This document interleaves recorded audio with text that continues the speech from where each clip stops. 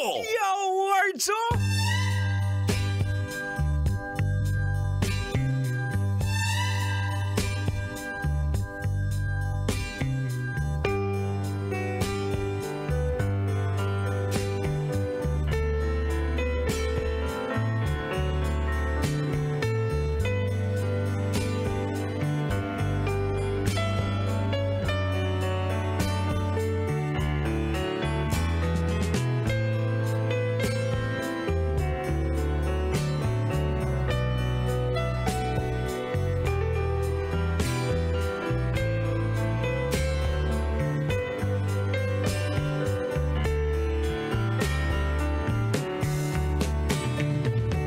Mayang gabi pag-usap mga angkol ug mga auntie. Tugod din sa ninyo mga katahuran. Magandang gabi ulit sa iyo, Kabisyaw. At syempre, shoutout muna tayo sa mga nakatutoy. Si Koy Arias, sabi niya, mayang gabi, Angkol Totoy, greet lang ko og mayang gabi. Og mayong pagpaminaw nila ni Snowy Maristel, Cyrus Marisal, og ni Starlet sa may Limasawa, Leyte, via Radio Garden. Ayan, nakatutoy din sa atin. Ayan, si Rex Agawili din, no? Shout out sa mga OR, DR, nurse ng San Mateo Medical Center. No? Shout out dyan, San Mateo Medical Center. Nakatutoy din yung mga nurse dyan. Maraming salamat. Ayan, mga bagay na ginagawa ng mga teenager na ikinagagalit ng mga magulang. Ayong magpapaalam na may gagawing project tas uuwing amoy alak. Yawards. Okay, no? Si Alvin Pelino din, no? Nakatutoy ngayon, no? Angkol Totoy, nakikinig kami ngayon sa iyo. Mga Grab drivers kami. Nawawala yung pagod namin lalo na kung babatiin mo kami, Toy. Wow! Pasuyo naman, Paki. Shout out ako sa mga kaibigan ko, lalong-lalo na si Jumar na taga Holy Spirit, nakikinig sa iyo ngayon. Ayan.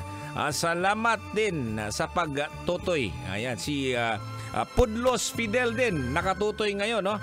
Good evening, Idol Totoy Bato. Shout out naman po kay Doktora Diana Jill ng EVMC from Iglo. Okay, no? Alright, no? Balik po tayo sa ating pinag-usapan kanina po mga kabisyo. Ay tungkol sa mga bagay na ginagawa ng mga teenager na ikinagagalit ng mga magulang. Ayan, no? Ito po mga bagay po mga kabisyo, no? Maaring ikinagagalit ng mga magulang. Depende po yan sa kultura siguro, sa pamilya at personal na pananaw ng mga magulang.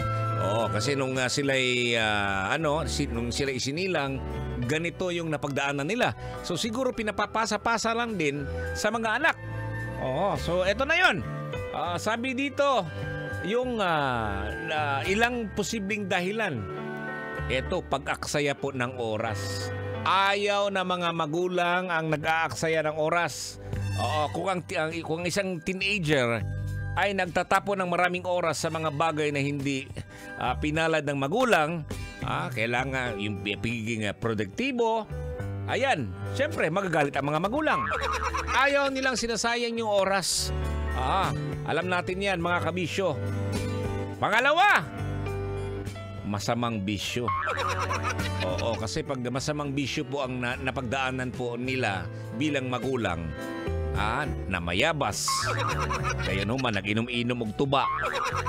Hindi nakapag-aral. Dahil sa bisyo, hindi nakatapos. Ayaw na mga magulang yan. Paninigarilyo. Agoy, noy. Alam natin yan nung dati, nung araw sa mga magulang siguro, sa mga angkol o mga auntie.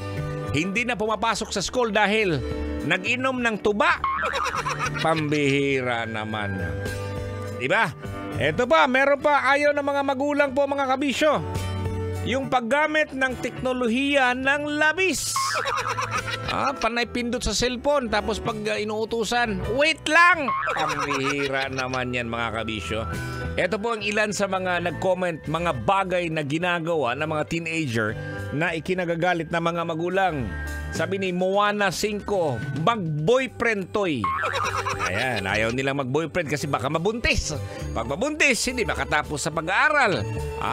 At hindi makatapos sa pag-aaral, nga. Ang mga magulang na naman po yung magpapatutoy ng mga anak. Sabi ni Christine Bodonia, napapabayaan ang pag-aaral dahil sa lakwatsa at barkada at jowa. Yan, sabi ni Jessica Dinyo, no? Tumakas sa bahay pag uwi lasing, pero hindi naman ako ganun, yung iba lang. Owata ko, Tets. Sabi ni Ray De Los Santos, maglakwatsa, idol, maguyab-uyab. Idol, maunay kagagalit sa magulang kay dili na makafocus sa pag-aaral. Words. True. Sabi ni Avla Cirque, umalis ng bahay, naglaro, bilin hugas, alis, ayan, palo ng sanga ng bayabas, durog sa haplit sa puwitan. Nako, Kayla Amatorio. Yan, nakikipag-inuman na at nakikipag-shota, sinasabay pa. Unsa na lang na. Di ba? Ayan, shout out kay Kyle Mendez. Pagbo-boyfriend, strict kasi si Mudra, lagi na lang tumatakas para hindi mahuhuli, para hindi mabubungangaan. May mga ganon, no? Okay, ito ba? Ano pa to? Junix Abastillas, kaniadtong panahon pa nako, 90s. Magdayo kami. Pamaili ka ng diskuhan ba? Abot kami, bisag asa, basta na ay baili, buntagay gyud.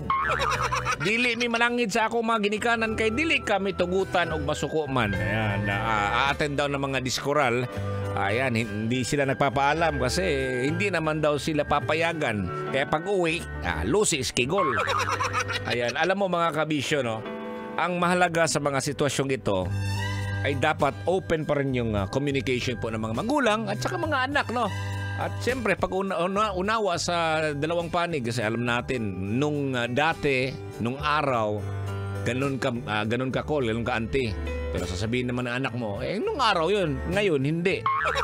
Oo, pero dapat balansi po yan mga kabisyo. At kayong mga pamangkin, dapat din kayong makinig din sa mga magulang kasi napagdaanan din nila yan O, di ba? Okay, no? Marami pong salamat mga kabisyo sa inyong pagtutoy.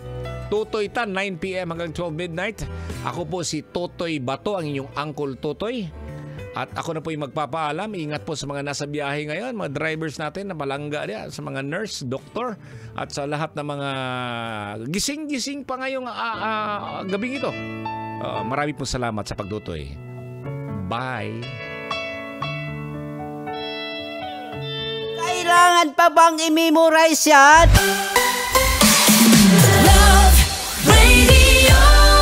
Basic!